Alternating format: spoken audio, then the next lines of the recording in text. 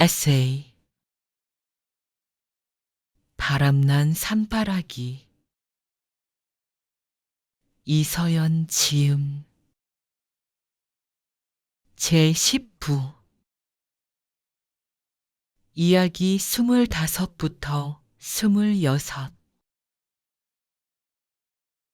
이야기 25 새해 맞이 날마다 새로운 날 새날 새 이야기가 필요한 사람 산에 가라. 어느 때의 새해처럼 남편은 해마다 연말이면 신년 새해 맞이를 어디서 할까 고민한다. 남편은 3대가 공덕을 쌓아야 본다는 지리산 천왕봉에서의 일출을 이미 본 상태다.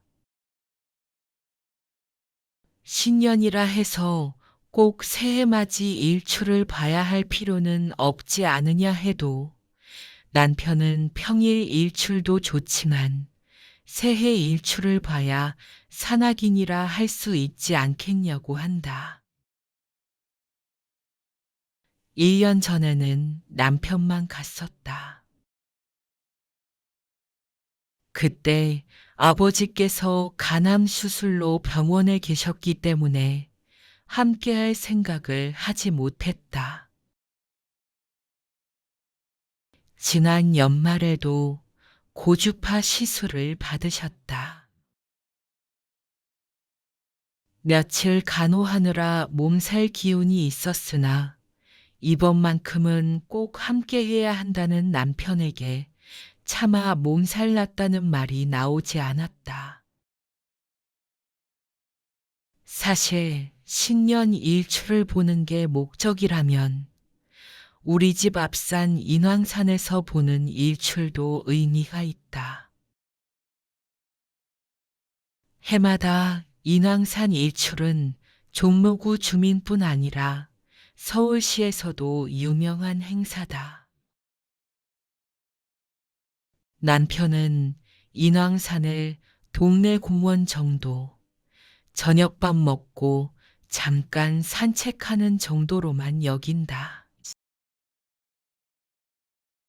어렵고 힘든 일이 거듭될수록 좋은 산 기운으로 이겨낼 힘을 길러야 한다는 게 남편의 생각이다. 남편이 정한 신년 일출맞이 산은 경기도와 강원도 경계에 있는 화악산이었다. 3시간 정도 잔 후 새벽 3시 반에 집에서 화악산으로 출발했다. 일출 시간이 7시 40분, 화악산 주차장에 6시 정도에 도착하면 1시간 반 정도의 산행으로 일출 전에 정상에 오를 수 있을 예정이지만 야간 산행이고 산의 상태가 어떤지 모르므로 더 일찍 서두른 것이다. 화학터널을 지나 시룬현 언덕 주차장에 도착한 시간은 5시 반이었는데 눈이 발목까지 올라와 있었다. 일찍 올라가면 산 정상 추위에 고생할 것 같아서 일출 시간에 맞춰 올라가고 싶었다. 그러나 둘 다 화악산이 초행이고 깜깜한 시간에 눈 쌓인 산을 올라가는 것이어서 오히려 서두르지 않으면 일출을 놓칠지 몰라 무릎 담요 2개를 배낭에 넣고 바로 산행을 시작했다. 화악산은 1468m로 경기도에서 가장 높고 5대 악산에 속한다. 악산도 미녀일 수도 있고 야수일 수도 있다. 악산이라는 조건보다 날씨가 더 크게 산행을 좌우할 때가 많다. 날씨가 좋으면 악산도 미녀처럼 부드럽게 다녀올 수 있고, 날씨가 좋지 않으면 아무리 야산이라도 야수의 모습을 드러낼 때가 있어서 힘든 산행을 할 수도 있다.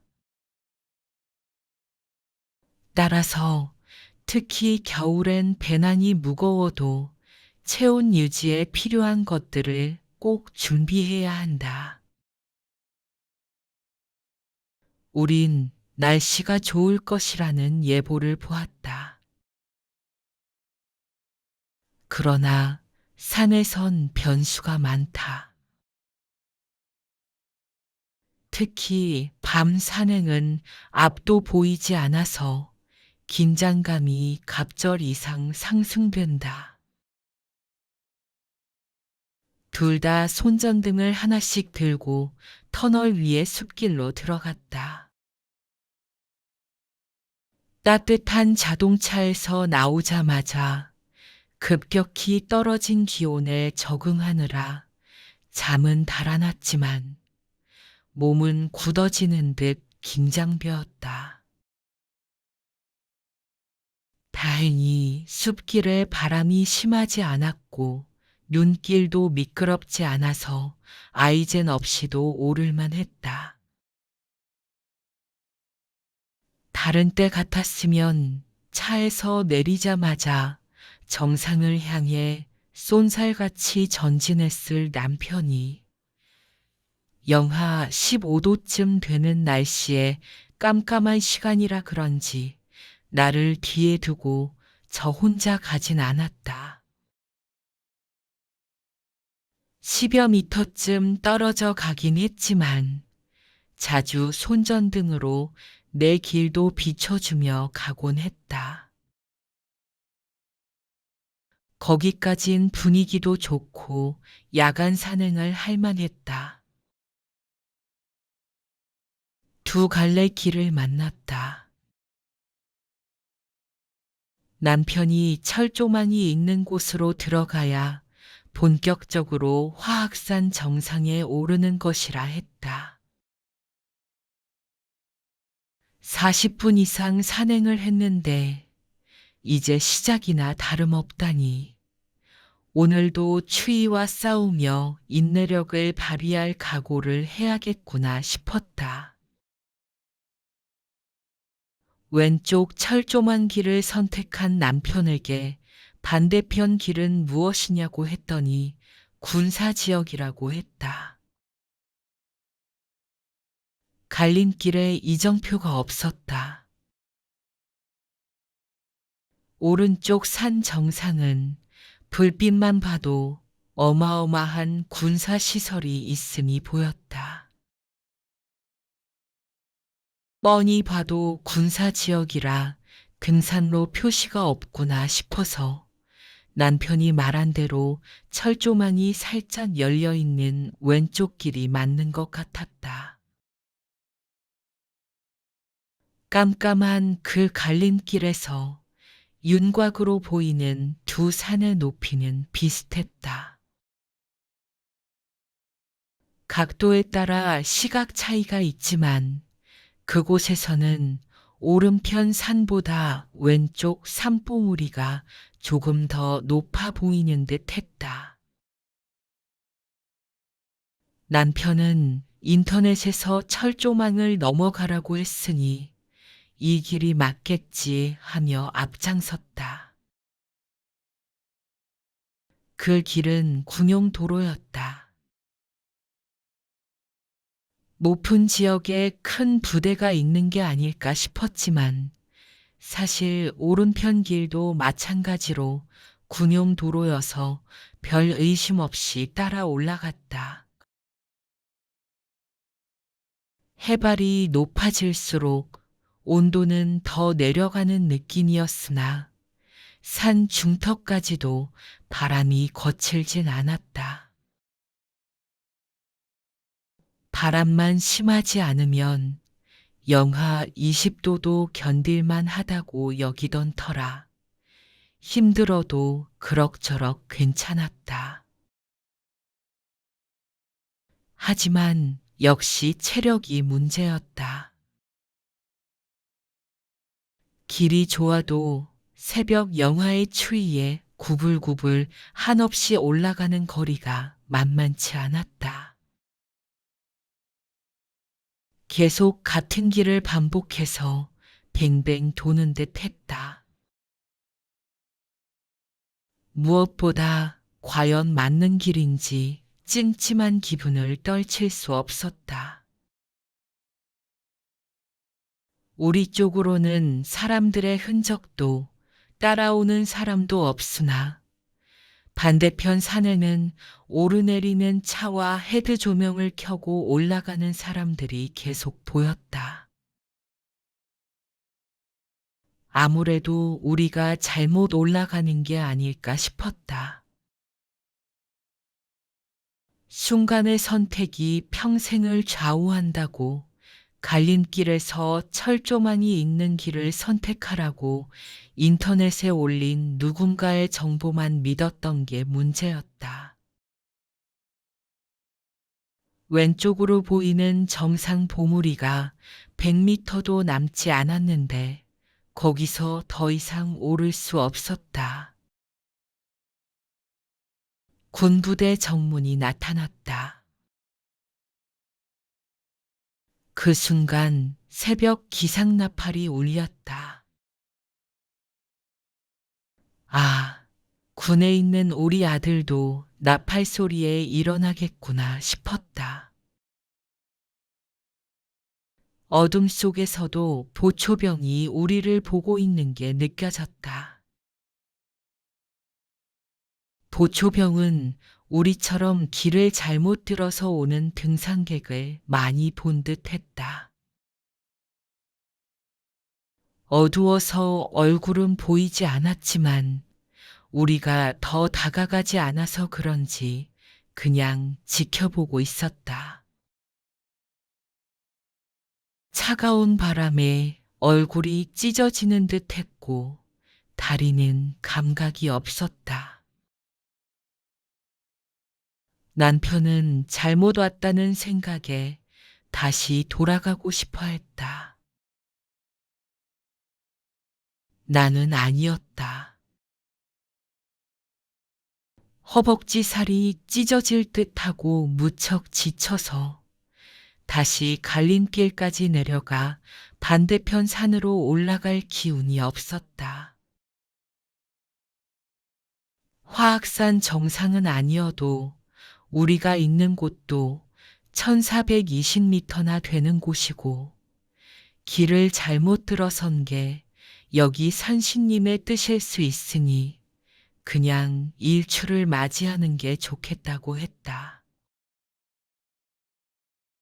아내와 꼭 정상 표지석이 있는 장소에서 일출을 봐야겠다는 욕심만 버린다면 우리가 있는 곳도 일출을 멋지게 볼 수 있는 곳이었다. 남편이 고민하는 듯 하더니 새벽부터 1400m 고지나 되는 산에 끌려온 아내를 위해서인지 일출 시간이 얼마 남지 않아서인지 기꺼이 그러자 했다. 앉을 자리가 마땅치 않았다. 앉아서 일출을 기다렸다간 동태되겠겠다 싶었는지 남편은 계속 제자리 뛰기를 했다. 배낭에서 무릎 담요를 꺼내 남편에게 하나 주고 나도 허리에 둘렀다. 2개를 준비하길 얼마나 잘했나 스스로 기특해하며 보온병을 꺼내 커피부터 마셨다. 한결 마음에 여유가 생겨 주변을 살폈다.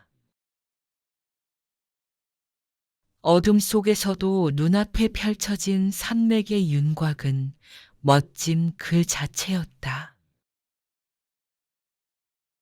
마치 점지한 검푸른 물결 사진을 파노라마로 보는 것 같았다.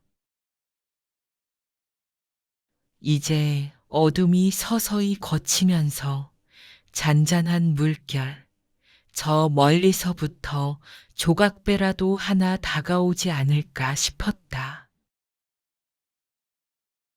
설악산이나 태백산의 산줄기와는 다른 멋과 기운이 느껴졌다.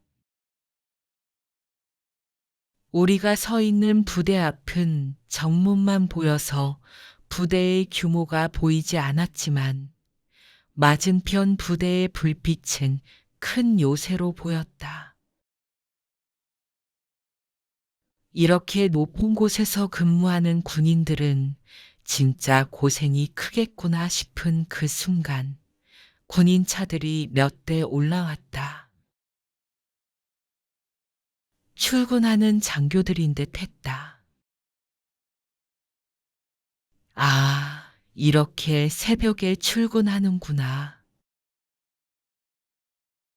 이곳에서 근무하는 운전병들은 얼마나 힘들까 하는 생각과 동시에 현재 운전병인 아들이 이렇게 험한 지역에서 근무하지 않음에 감사하면서 우리 아들과 비슷한 나이의 청년들이 험한 지역에서 근무하는 게 미안하고 감사했다.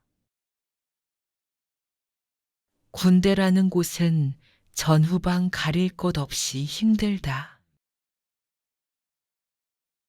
내 아들도 전방에 근무하지만 강원도 험한 산지에 비하면 편한 지역이다. 험지에서 근무하는 아들 같은 군인들을 생각하니 가슴이 얼얼해지면서 저절로 눈물이 났다. 커피를 2잔째 마시며 1분이라도 빨리 해가 떠오르기를 기다리는데 건너편 산을 보던 남편은 그곳에 구름이 잔뜩 몰린다면서 일출을 보기 어렵겠다고 했다. 바람 때문에 구름이 움직이는 게 뚜렷하게 보였다.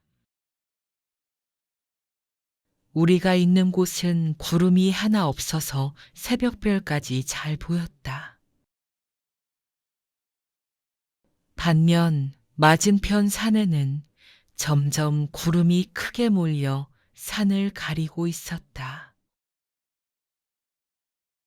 그쪽에서 일출을 기다리는 사람은 추위에 얼마나 실망이 클까 싶었다. 아, 기다리던 시간이 왔다. 새벽 여명. 또렷하게 제 빛을 바라며 올라오는 해를 보는 그 황홀한 심사는 적절한 표현을 찾기 어렵다. 마치 먼 바다에서 올라오는 듯 얕게 이어진 산맥 사이로 올라오는 해가 귀여운 아기 볼 같았다. 남편이 내게 꼭 보여주고 싶어 하던 보석 같은 순간. 나는 그 보석을 가슴에 깊이 새겼다. 입이 얼어 말도 나오지 않아 우린 말없이 새벽 일출이 주는 기운을 받으며 마음속으로 감사 기도를 했다. 이 국토를 지키는 군인들의 노고에 평화로운 시간을 갖게 된 것에 대한 감사 기도가 먼저 나와 그들의 무사를 기원했다. 일출을 만끽하고 추위로 기운이 더 떨어지기 전 다시 건너편 산 정상으로 가야 하는 남편을 위해 그리고 우리를 지켜보는 보초병들의 긴장을 조금이라도 빨리 덜어주기 위해 그 자리를 떠났다. 늘 이곳에서 일출을 보는 군인들은 일출을 보러 깜깜한 추위 속에 그곳까지 온 우리가 이해되지 않을 것 같다. 볼살이 찢어지는 듯한 추위와의 싸움이 전쟁만큼이나 혹독할 부대에서 근무하는 아들을 둔 부모들은 어떤 심정일까? 우리는 아들에게 더 어려운 환경과 여건 속에서 고생하는 전우들이 많다는 것을 잊지 말고 항상 감사하는 마음으로 군 복무에 최선을 다하라 말해야겠다고 생각하며 내려왔다. 아들은 이런 엄마를 꼰대로 여길지 모르겠지만 바람은 더 거칠어지고 기온도 더 떨어졌다.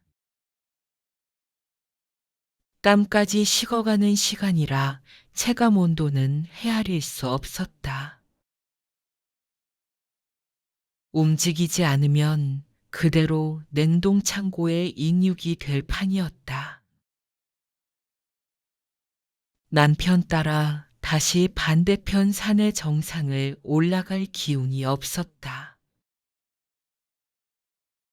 자꾸 뒤처지는 나 때문에 남편까지 천천히 가게 되면 체온이 떨어질 수도 있겠다 싶어서 난 갈림길에서 하산을 하고 남편은 정상을 향했다. 차에서 음악을 들으며 남편을 기다리면서 서울에 있는 이웃 친구들에게 카톡으로 일출 얘기를 했다. 인왕산에 간 친구는 구름에 가려 일출을 볼 수 없었다고 했다. 인왕산에서 일출을 보자고 남편을 졸랐다면 그야말로 두고두고 원망을 들을 뻔했다. 남편은 예상했던 시간보다 하산이 늦었다. 무척 수척해진 모습. 그러나 무엇인가를 해냈다는 자부심에 찬 모습으로 남편이 나타났다. 화악산 정상은 중봉인데 정상에 군부대가 있어서 20m 아래의 중봉을 정상이라고 한다는 안내표가 있었다고 한다. 하지만 중봉 자리에 표지석이 보이지 않았단다. 작은 텐트가 하나 있어서 일출을 보려고 비박한 사람이 있구나 싶었단다. 아무리 찾아도 표지석이 보이지 않아 당황스러웠던 남편이 왜 여기에 표지석이 없지? 하고 혼잣말을 했는데 그때 작은 텐트 안에서 여기 있어요 하며 남자가 나오더란다. 그 안에는 여자가 있고 새벽 2시에 올라와 바람에 텐트가 날아갈까봐 텐트 안에서 표지석을 끼고 있었단다. 어머나, 일출 시간에 그만 깜빡 잠이 들어 일출을 보지 못했단다. 더 큰 문제는 표지석이 텐트 안에 있는 줄 몰랐던 사람들이 인증사진도 남기지 못한 채 발길을 돌렸다고 한다. 왜 표지석도 없지? 일출도 못 보고 서운하네. 남편은 올라가는 길에 사람들이 툭툭 내뱉는 볼멘 소리를 들었다고 했다. 남편은 비록 지쳤지만 건너편 정상에서 멋진 일출을 본 게 다행이라 생각하며 중봉에 도착했는데 진짜 표지석이 없었던 것이다. 그때 텐트가 수상하다 싶어 살피니 비석 같은 게 그림자로 비쳐 남편이 텐트 안의 표지석을 꺼내게 하고 텐트를 정리하게 도왔다고 한다. 그 바람에 20분 이상을 더 소요한 것이었다. 이 경험으로 두 가지 생각을 했다. 첫째, 그날 발길이 닿은 곳은 응봉이었다. 중봉이 아닌 응봉에서 일출을 보게 된 것은 아내와 함께 일출을 꼭 보고 싶어 했던 남편의 마음을 안내한 산신의 뜻이었다는 생각이 들었다.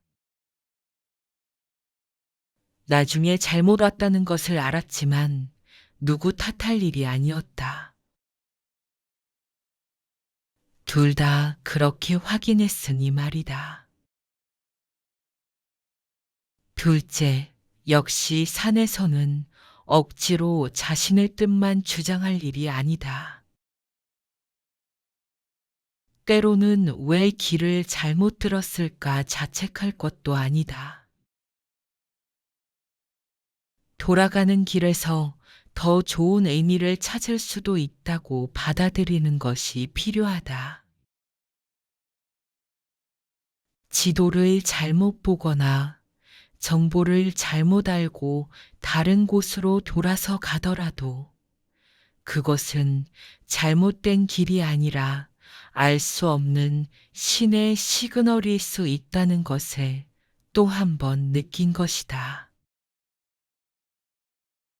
우리는 오전 11시가 되어서야 모든 것을 다 마치고 새해 첫날에도 문을 연 식당을 찾아 뜨끈하게 국밥을 먹으며 오늘의 해프닝을 되새기며 크게 웃었다. 바다에서 보는 일출과는 다른 매력을 지닌 화학산 일출을 받고 잊을 수 없는 또 하나의 추억을 만들었으므로 이렇게 우리에게 새벽은 존재했다. 새로운 아침을 맞이하고 김동률의 노래를 들으며 바람에 내어준 길을 따라 집으로 돌아왔다. 이야기 26. 겨울 숲향. 침묵을 품은 우람한 산에서 소담한 시간을 가져보면 내 안의 풍경이 채워진다. 아무것도 느끼지 못하고 흘려보낸 시간들이 갑자기 나를 벼랑 끝으로 모는 듯 두렵게 보일 때가 있다. 항상 바쁘게만 사는 것도, 건조하게만 사는 것도, 무덤덤하게 살아가는 것도 아닌데, 여여한 마음을 가져보고자 했던 일에서 오히려 무의미하게 시간만 흘려보낼 때가 그런 경우다. 이러다가 멀쩡한 세월 다 가버리겠네 싶다. 누구에게나 똑같이 주어진 시간이다. 그 시간을 잘 집중해 쓰는 사람은 시간을 몇 갑절 얻은 듯 풍부하게 사용하고 그렇지 않은 사람은 마치 손가락 사이로 물이 흘러간 것처럼 지나가고 만다. 인생을 퍼즐로 풀더라도 조각이 잘 맞춰지지 않는 상황이 되면 잠시 몸과 마음을 회전시킬 필요가 있다. 여행이 가장 적합한 회전축이 되지 않을까 싶지만 그마저도 나서기 쉽지 않다. 그럴 때 간단히 배낭을 챙겨 산행하면 한나절 만에 숲향에서 새로운 에너지를 얻을 수 있다. 겨울 햇살이 퍼지던 일요일, 늦은 아점을 먹고 갑자기 경기도 남양주와 가평 사이에 있는 충령산으로 향했다. 축 늘어진 몸을 산에 부비다 보면 게으름의 독소라도 한꺼풀 벗겨낼 수 있지 않을까 싶어서다. 남편은 충령산을 나와 함께 오르기 위해 남겨두었다고 한다. 늘 나를 위한 산행처럼 말하는 남편의 목적 달성 산행에 슬그머니 동참한다. 나 또한 깨어있는 느낌을 얻는다면 이게 바로 누이 좋고 매부 좋고가 아니겠는가. 우리는 오전 11시가 되어서야 충령산 제1주차장에 도착했다. 일찍 산행을 시작한 사람들은 정상을 돌아 절고개라는 곳에서 철쭉동산을 지나 서리산을 향하고 있을 시간이라고 했다. 마른 바람이 제법 찼다. 우린 쭉쭉 뻗은 잣나무 숲으로 들어섰다.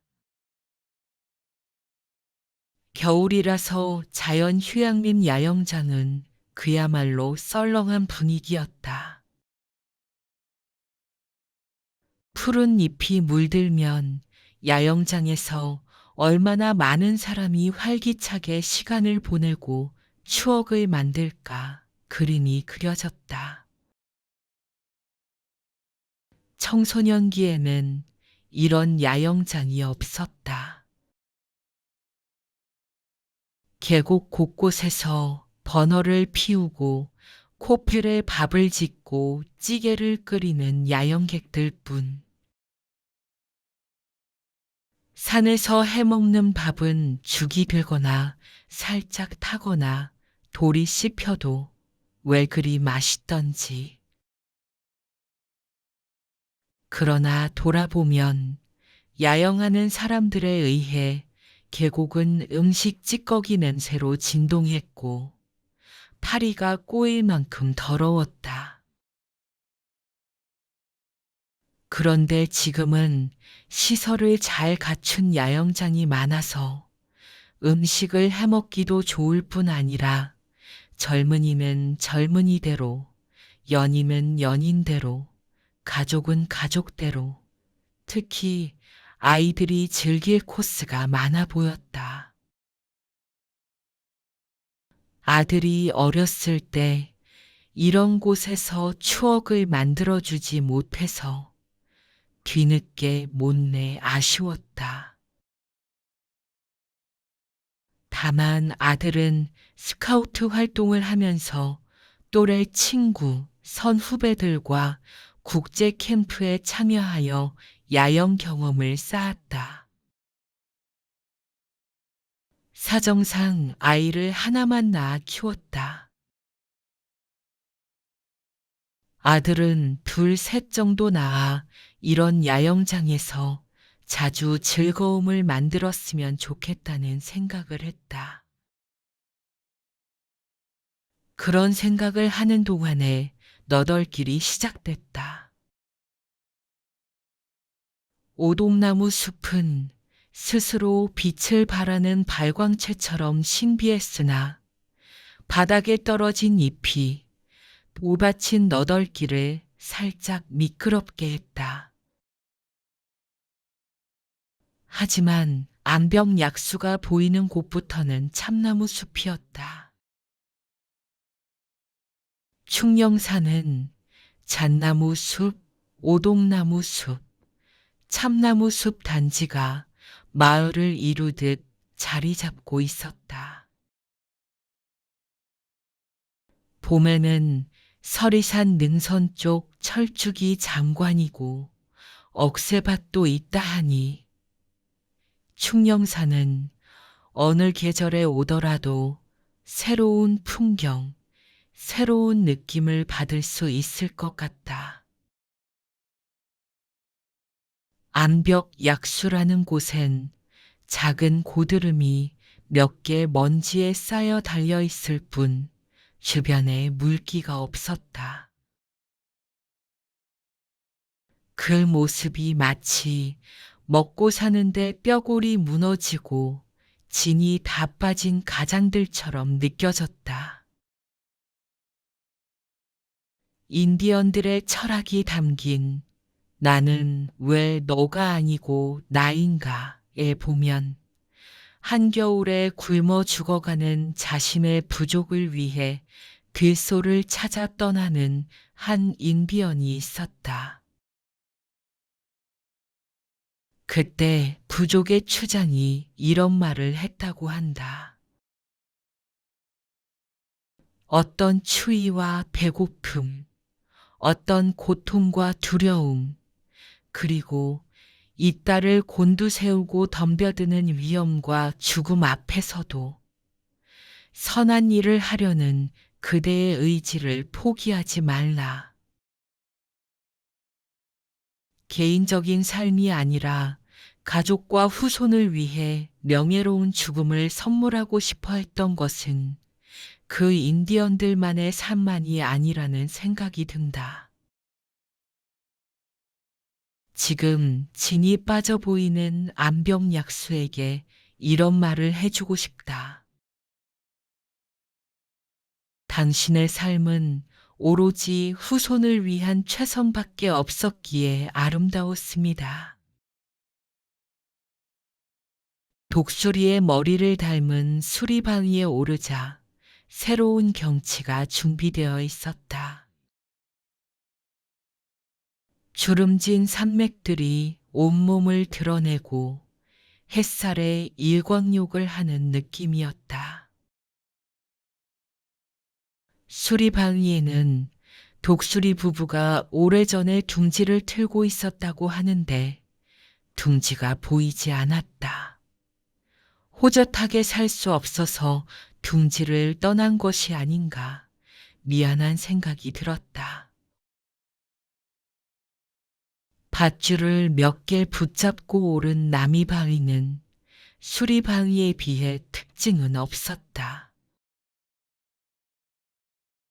나미 장군이 젊은 시절 이 산에서 지형을 익히고 휴식을 취했었다고 해서 그의 넋이 바람으로 남아있지 않을까. 천마산까지 바라보이는 능선에서 바람결을 느껴보았다. 동서남북 첩첩 산 너머로 용문산, 운악산, 명성산도 보이고 인수봉까지 보여 경치가 제법이었다. 충령산은 한자로 영혼을 비는 산이라는 뜻을 갖고 있다. 이성계가 고려 말에 이 산에 사냥을 왔다가 한 마리도 잡지 못했다. 몰입꾼이 이 산은 신령스러운 산이라서 산신제를 올려야 한다고 말했다. 이성계가 제를 올리고 멧돼지를 잡았다고 한다. 또한 남이 장군이 젊은 나이에 승승장구하는 것을 시기하던 유자광에 의해 억울한 죽임을 당하자 이 지역 사람들이 그의 영혼을 이 산에서 빌었다고도 한다. 신령스러운 산의 기운과 나라의 안위를 걱정하던 영혼을 축원한 의미가 산 이름에 담겨 있어 가슴이 촉촉했다. 등산객 적은 시간에 느긋하게 산행할 때가 좋다.